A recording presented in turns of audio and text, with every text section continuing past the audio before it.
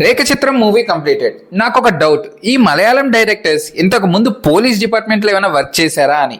ప్రతి ఒక్కరు డిఫరెంట్ కేసెస్తో వస్తున్నారు, హిట్ కొడుతున్నారు. ఇప్పుడు మూవీ గురించి చూస్తే మూవీ ప్లాట్ వచ్చి ఒక అమ్మాయిని నలుగురు కలిసి చంపేస్తారు.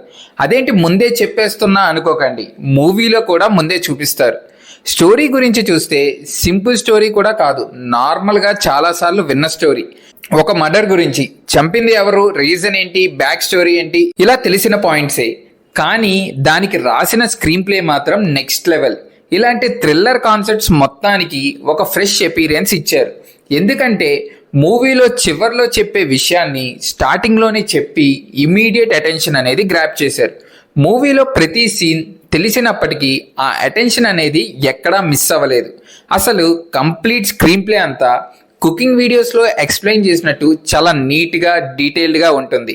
అండ్ క్యారెక్టర్స్ పరంగా కొన్ని కొత్త రోల్స్ని క్రియేట్ చేసి కథలోకి ఇన్వాల్వ్ చేసిన విధానం బాగుంది.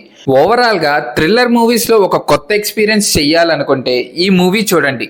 మీకు ఈ వీడియో నచ్చినట్టయితే please like, share and subscribe. Thank you.